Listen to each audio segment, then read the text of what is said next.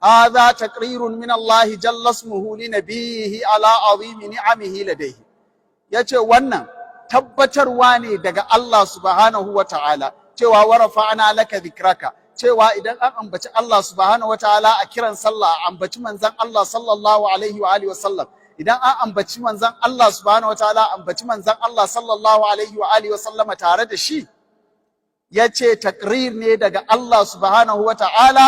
a cikin girman matsayin manzon Allah sallallahu alaihi wa alihi wasallam wa sharifi manzilatihi indahu, da kuma girman manzilan manzon Allah sallallahu alaihi wa alihi wasallam a wajen Allah,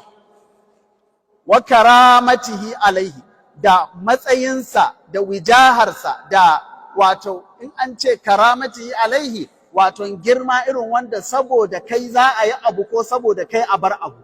Allah subhanahu wataala yana yi dan manzon Allah sallallahu alaihi wasallama, yana bari dan manzon Allah sallallahu alaihi wasallama. Ai ba ma dan manzon Allah sallallahu alaihi wasallam ba kam, Allah subhanahu wataala yana yi don talakawa mabukata, yana yi dan almajirai, yana yi dan marasa lafiya, yana yi dan raunana. Manzon Allah sallallahu alaihi wasallama ya gaya mana ba a azurta ku, ba a yin maku ruwan sama, ba a ɗaukaka ku akan makiyanku sai dan raunanan cikinku. Hal turzaquna wa tumtaruna wa tunsaruna illa bi du'afaikum bi du'aihim wa salatihim wa ikhlasihim.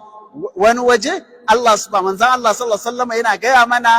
da yawa mutumin da yana nan cikin tsummo kara, tsumma a sama tsumma a ƙasa, yana ɗaure da tsumma guda biyu. Kai kana ganin kanka mai matsayi ko maɗaukaki, kila in ya haɗa sahu da kai kana janye ƙafanka, kila in ya taɓi jikinka, in zai gaisa da kai kana lura da hannunka ko kana ƙyaman ya taɓa hannunka, baka san kila albarkacinsa Allah yake maka abin da yake maka ba. Manzon Allah sallallahu alaihi wasallama yana cewa rubba ash'asa akbara dhi timraini madfu'in bil abwabi law aqsama ala Allah la abarrahu. Da yawa zai yi ka sami mutum ga yanan kansa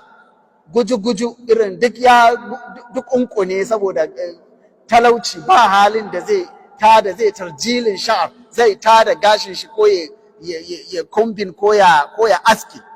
Kafafunsa ga yanan duk ƙura, ba takalmi, ba halin takalmi, duk kafafun sun yi ƙura, ga yanan da tsumma a ƙasa tsumma a sama tufafinsa, amma da zai ce Allah ya yi sai Allah ya yi, ba da zai roƙi Allah ba, da zai ce Allah ya yi, da zai ce wallahi Allah ba za ka yi kaza ba, sai Allah ya ce to ba zan kaza ba saboda bawa na wane ya ce ba zan kaza ba. Da zai ce wallahi Allah sai ka yi kaza, sai Allah ya ce zan yi kaza saboda bawa na wane ya ce zan yi kaza. Kuma duka dai mun san dalilin faɗin wannan hadisin na manzon Allah sallallahu alaihi wa alihi wasallama, mutumin da ya zo yana cewa manzon Allah sallallahu alaihi wasallama za ka cire haƙorin ƴar uwansa, yana wallahi ba za ka cire ba ya Rasulullah. Allah subhanahu wa ta'ala ya saukar da aya misdaƙan da maganansa.